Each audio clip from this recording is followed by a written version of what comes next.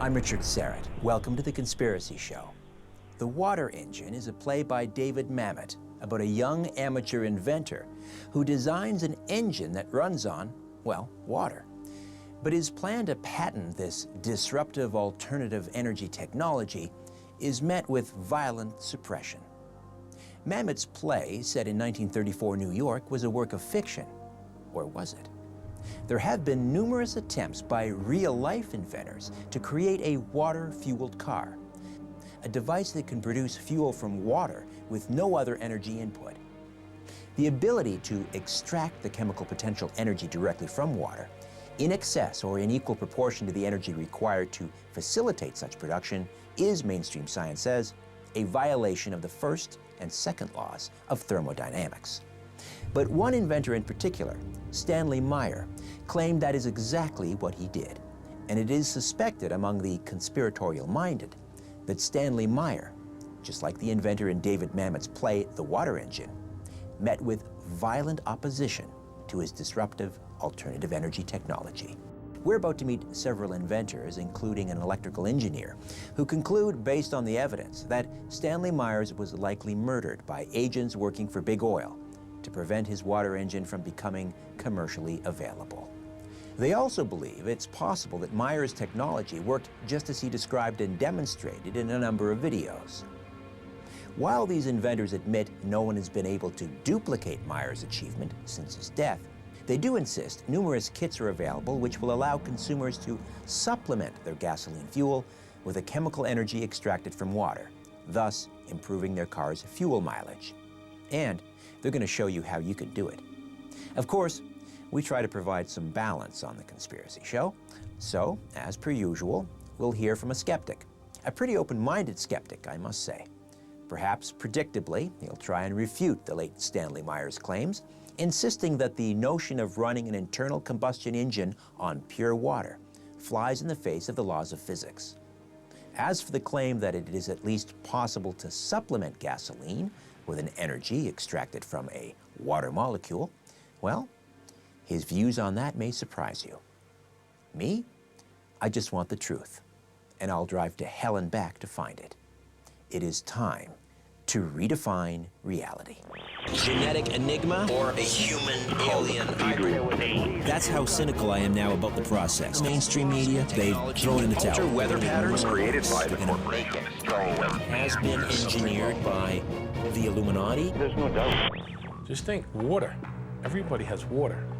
But imagine running your engine on water. Water is free.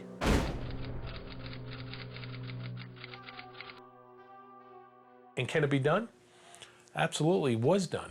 Stanley Meyer, he absolutely did it. And he actually created a patent on it. It's incredible of his details, but it's so simple, but yet it worked.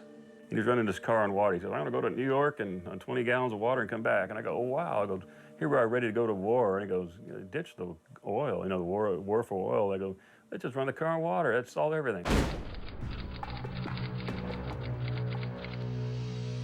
A lot of people went and saw it, and if they didn't like the people, they wouldn't run it. But they liked this one friend that went there, and so they go, oh, you're cool, and, you're representing the people that are going to buy it, you guys have money, and so they ran the engine for him, and they had it locked in a building, two-story building, so you couldn't get into it, couldn't steal it. They just ran it around this room upstairs, I don't know, around in circles, and that's kind of funny. You have 2 parts oxygen, 1 part hydrogen, so if you could control and split the oxygen from the hydrogen, and then basically smack it, do the voltage and the current in his supporting circuits, that now you have a high output of hydrogen, say it's the combustion at that point, but now yields 1,800 times the power, and now you deliver that much more power to your load, and off you go.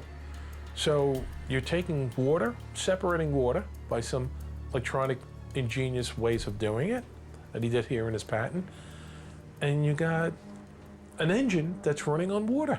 So the wave is square.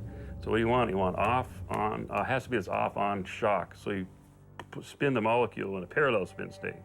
So regular, all the cells are proton, neutron are spinning like this on our bodies and everything, but we're putting it in a parallel state. You know, like a regular conventional car, you have, you know, your pollutant and carbon monoxide. Here is basically, there's no carbon monoxide. It's fantastic for the environment.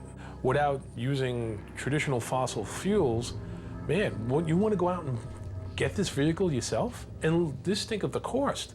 There's no cost in water. It's a natural part of the earth. I mean, water is all over, it's abundant.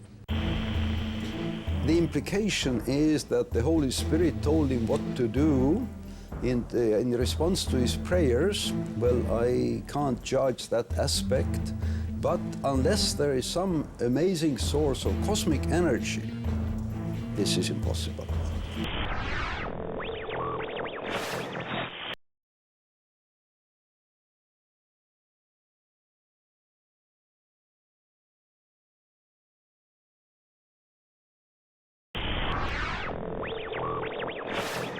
Stanley Meyer's. I listened to his presentation at the conference in 1992, and I would say it is indeed outlandish.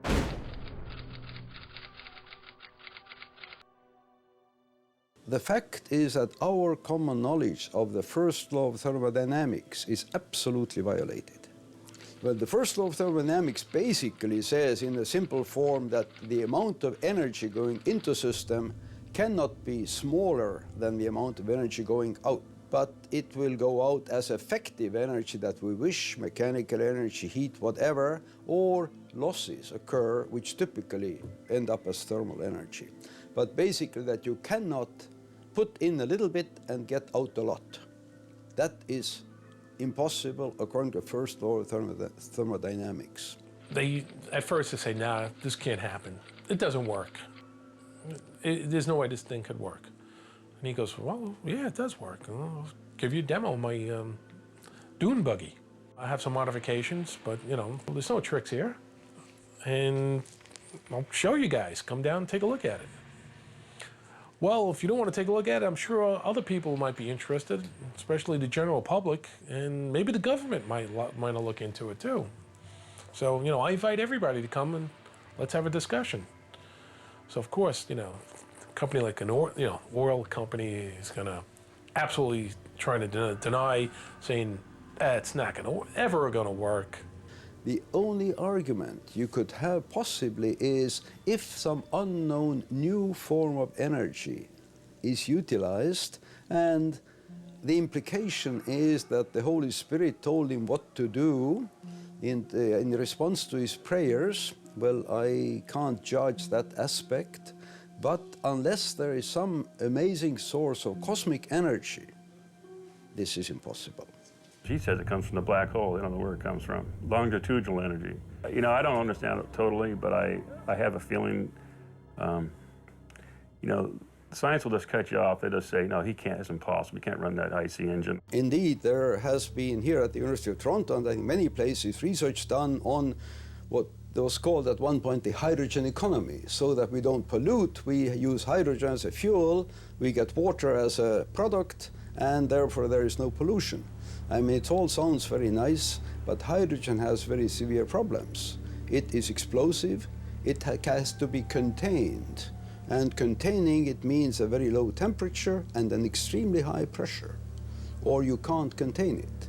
And of course, if your vessel explodes, you have trouble. Also, hydrogen has this unpleasant ability to find its way through metals. So if you have a steel container and you leave it with hydrogen for some time, the hydrogen molecules slowly diffuse through the metal. They are so small that they can get through.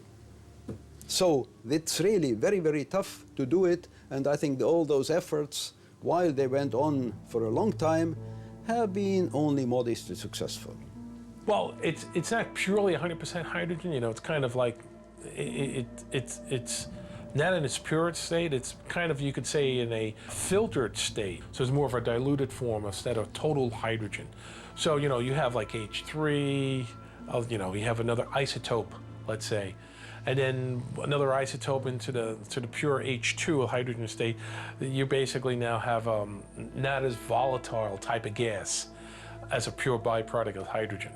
So that by playing with the amount of generation of his frequency with his pulse width there, the actual output now, hydrogen, it's not pure hydrogen gas at that point. This is kind of like a scaled down version. And that's more of the secret of his research, was to basically have a high output, but not basically have a one form of, dangerous gas, let's say. It's the safest gas on the planet because there's no flames to it. As soon as it hits the air, it's over with, explosion's over with. So as with gasoline, you got a vapor still going and it's still engulfing the air and burning and, and your bomb, it's like it blows up. So it's really the safest gas on the planet, the cleanest gas on the planet. It reverts back to water. Stanley takes his sip, and within not even a minute, he basically starts to shake, stands up, tries to run out the exit of the restaurant. And Stan goes, I don't know what's going on, but I think I was poisoned.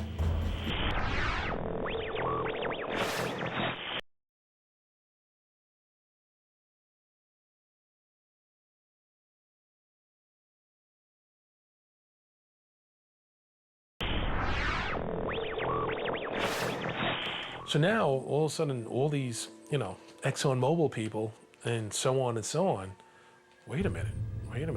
All our huge profits, you're taking our gas away and you're replacing it with water? No, we can't have that. What are you going to do with all our supporting stockholders? What are you going to do with all the people that are investors, What are you going to do with all the people that are basically your employees? You can't stop us. You have something totally different. Simple thing is water? And you're going to put us out of business? Something's wrong here. That can't be. They'll put the FBI, the NSA, the CIA after you, because they don't want this cat out of the bag, because they won't make any money. The bankers won't make money anymore, so this is like terror to them, water. Yes, I think it stands to reason that it is possible that Stanley Meyer was onto something real, and he was running his car on mainly hydrogen.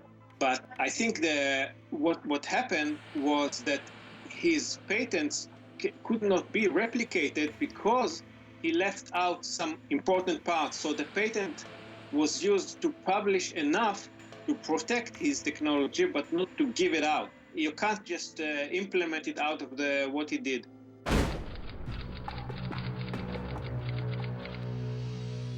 I haven't found enough information in what Stanley Meyer left to replicate his technology. So what I did is I just took everything that I could find and gave it to others and say, hey, I give you a system where you can see that there's something to it, and you can place some of your gasoline with hydrogen. Now here's Stanley Meyer's documents and patents. If you can do something with it, please do. I just giving it for free, but I couldn't replicate it myself, and none of my friends could either. Now, between me and you and a lamppost, the reason why I'm not seeing tons of this stuff out there, if they see what happened to Stanley, they might be, you know what? I don't want to walk in the same shoes because it might happen to me too. The oil companies do them. They hire like the mafia to do it. They don't do the dirty work. They hire a guy to hire a guy. That's what I've read. And it makes sense, They hire a guy to hire a guy, and you just take thugs, and you give them the money, people do anything, He was in contact with some guys from Belgium representing some energy enterprise. They wanted to buy his patents and his technology. As I gathered, he actually refused. I think it was $250 million or something. And once he refused and he was announcing that he was going to do it himself, then he was eliminated by poisoning or something like that. So imagine you have a group of professional people at a luncheon, and all of a sudden they start off with a toast. And what's interesting about the toast, it's cranberry juice. So let's have a toast with cranberry juice. Stanley takes his sip, and within not even a minute, he basically starts to shake, stands up, tries to run out the exit of the restaurant. His brother is frantic, runs after him. He goes, what's going on, Stan? What's going on? And Stan goes, I don't know what's going on, but I think I was poisoned. And a couple of minutes later, he's dead. Right there. I think that Stanley Meyer was hit because he was not willing to give the information of how he runs a car totally on hydrogen. And I think the guys that were offering to buy it from him wanted to just kill it, forbid him from doing it, and then they would just put it in the deepest drawer that they can find. That's what I think they would have done with that, not give it to mankind or anything. What I think is he was murdered, because wouldn't you want to stop somebody if they're going to put me out of billions of dollars worth of business? That adding small amount of water or oxygen and hydrogen to a gasoline tank or into the carburetor can indeed help.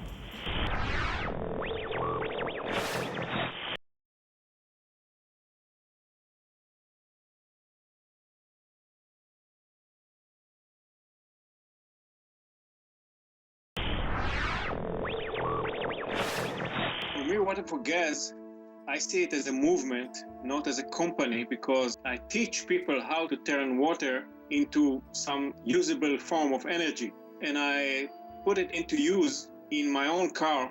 How does this water fuel technology work? What's the science behind it?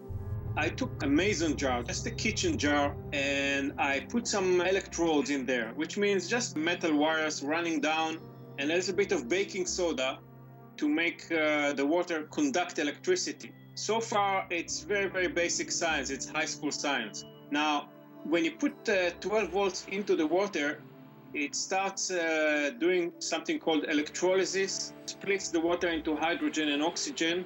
Now, you take that hydrogen and you throw it into the engine, any engine. It could be a lawnmower, it could be a big truck, anything in between. You throw it, it's like throwing a match. And it makes the fuel there burn better than what the car engineers have done. That's all it is. It's just you're making it better by this little addition. The hydrogen makes the fuel burn better. And that's how we increase the mileage. We don't increase the mileage from 100%. We just take the 20, the miserable 20 that we get from these shiny cars, and we improve it a little bit. You'll have a little bubbler tank. After that, this goes into the air filter box. It dries the gas. It took a while, but I get 24 miles a gallon now. And I can use a cheaper gas, because this is adding 130 octane. It just cleans your engine cleans up, it'll run cooler, the oil changes are less, your spark plugs are clean. It cleans your whole engine out. Everybody just goes, man, you take the spark plugs out and they're like brand new. You call it water fuel, but it's not a liquid, it's really a gas. So what is this gas made up of? The gas that we're producing is a mixture of hydrogen and oxygen. You get some kind of a gas that has 2 hydrogen and 1 oxygen, so we got HHO. It's not water, it's not vapor, it's not like you vaporize it. It's a fourth state, and it will revert to water after it burns, which is the nice thing. And I believe that thinking of the combustion reactions, which involve carbon, hydrogen, oxygen, in various versions, you can have many paths how a reaction occurs. And therefore, if you can inject into your gasoline some hydrogen, at the high temperatures of combustion, that hydrogen can break down and water can break down, giving you activated ions or molecules or atoms, and these will indeed influence the reaction path so that the reacting efficiency can be indeed higher. So I'm prepared to believe that adding small amount of water or oxygen and hydrogen to a gasoline tank or into the carburetor can indeed help. How much? I don't know, but I think 10, 20, 30% is not out of question at all. I understand you have some free downloads for our viewers available on your website. Tell me about those. I want to give a gift to the listeners and watchers of this show, and I prepared a special download of all the information. You just go there, all the information is there, how to download it, what to do with it, for creating a hydroxy system. The death of inventor Stanley Meyer is suspicious, to say the least. Unfortunately, the hard evidence to prove he was murdered simply doesn't exist. Now, that doesn't mean he wasn't murdered. It just means we can't prove it. We do, however, have Meyer's patents. They're available online for anyone to see. And hopefully, one day, someone may be able to duplicate Meyer's device, assuming they haven't been frightened off by his untimely and suspicious death. I believe that it's quite possible Meyer's device was not in violation of known laws of physics, but rather, he was simply tapping into a previously unrecognized source of power. Imagine running an automobile on distilled water. No more gasoline, no more wars over oil. Do you think Big Oil would stand for it? In the meantime, we have commercially available kits like the ones at Water for Gas that you can have installed in your car right now. A type of hydrogen molecule is extracted from the water and fed into your car's intake valve as you drive. Based on anecdotal evidence, this hydroxy gas, as it is called, is improving their gas mileage by as much as 50%. It's also supposedly making the car engine run smoother and produce less noxious emissions. You'd have to purchase a kit, have it installed, and make that determination on your own. If you do, I'd love to hear from you and find out if it works. It's not free energy, but it's one small step in the right direction. You can contact me through my website, theconspiracyshow.com. In the meantime, don't be afraid.